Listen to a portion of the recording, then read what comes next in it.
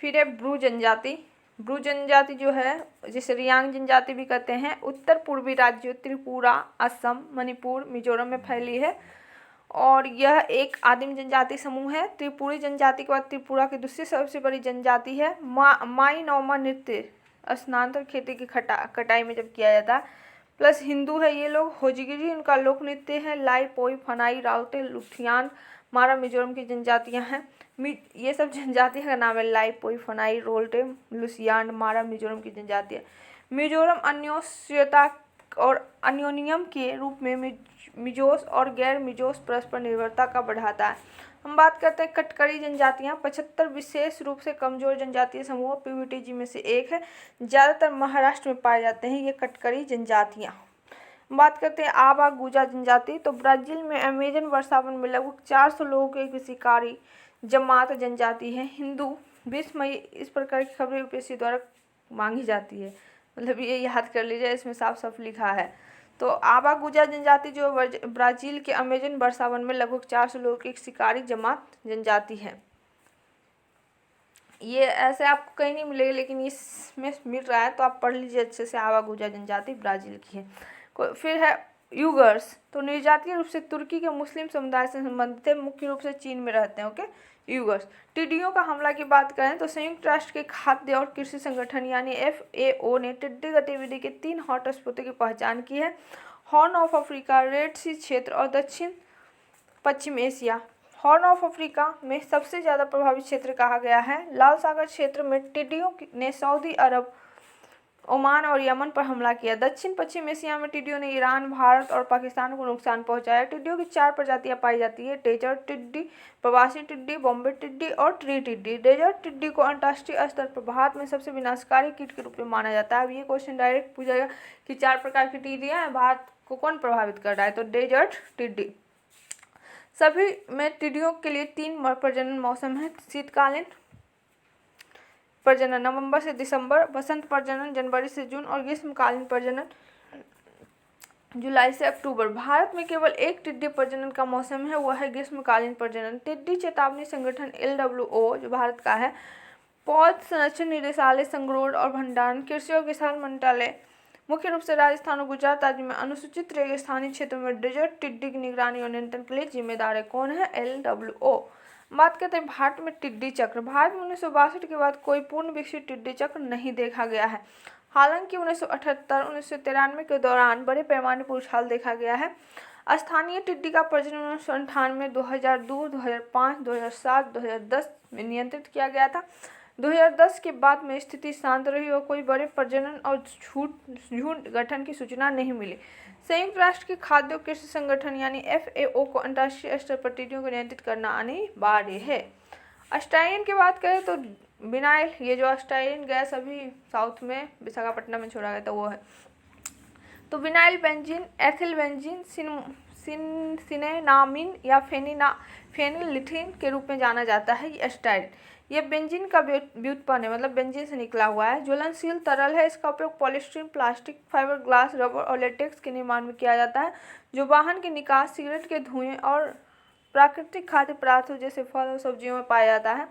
इस पदार्थ के अल्पकालिक एक्सपोजर से श्वसन संबंधी समस्याएं हो सकती है, जबकि लंबे समय तक एक्सपोजर केंद्रीय तंत्रिका तंत्र को बुरी तरह प्रभावित कर सकता है। यह खतरनाक रसायनों के निर्माण, भंडारण, आयात नियम 1989 की अनुसूची में शामिल है।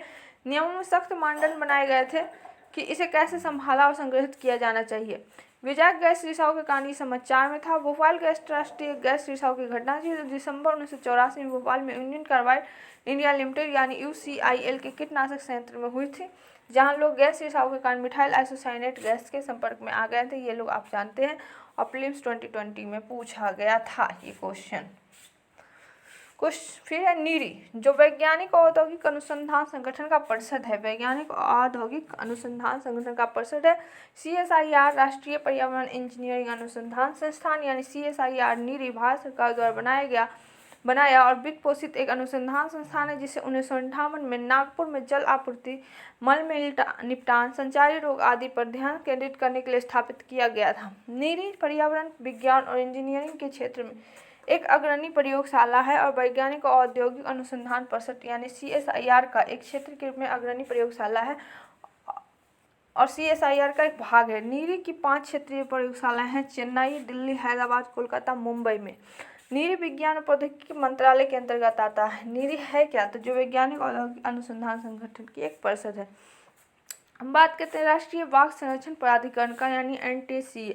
पर्यावरण, वन और जलवायु परिवर्तन मंत्रालय द्वारा वन्यजीव संरक्षण अधिनियम 1972 के तहत 2006 में स्थापित सामुदायिक निकाय है। वर्तमान में यह परियोजना बाघ संरक्षण योजना आदि जैसी प्रमुख बाघ संरक्षण पहलों को लागू करता है। राष्ट्रीय ध्रुवीय महासागर अनुसंधान केंद्र यानी NCPOR पृथ्वी विज्ञान मंत्रालय के अंतर्गत आता है।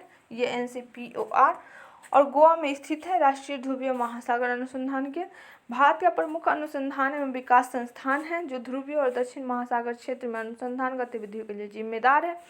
बात करते हैं अमेरी आइस सेल, तो पोलर एंड ओशन रिसर्च के राष्ट्रीय केंद्र के अनुसार 2021 में यानी NCPOR अभी पढ़े हैं ना NCPOR, तो पोलर एंड ओशन रिसर्च राष्ट्रीय केंद्र के अनुसार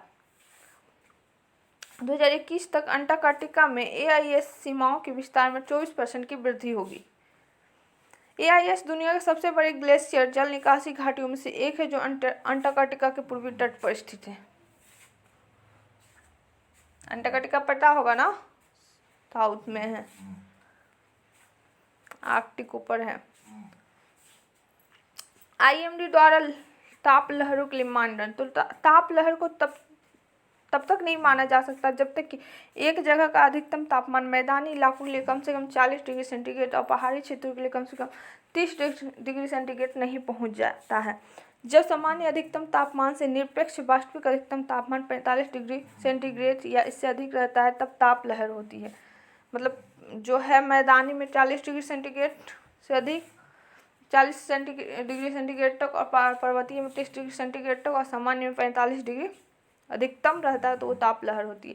जैविक विविधता पर सम्मेलन की बात करें CBD, तो अंतर्राष्ट्रीय बहुपक्षीय संधि जो 1992 में पर्यावरण और विकास पर संयुक्त राष्ट्र सम्मेलन रियो अर्थ समिट में हस्ताक्षर के लिए खोली गई थी। CBD में 196 सदस्य हैं, भारत उनमें से एक है। CBD अनुपूरक समझौते के बाद भारत में सभी 3 प्रोटोकॉल पर हस्ताक्षर किए हैं।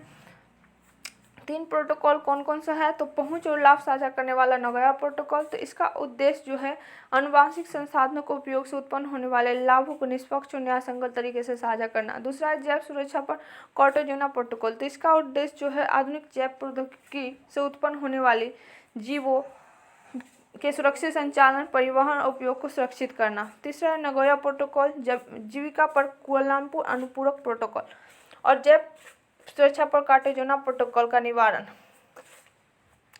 एक निवारण हो गया, एक नगोया, एक कार्टागोना और तीसरा होगा निवारण।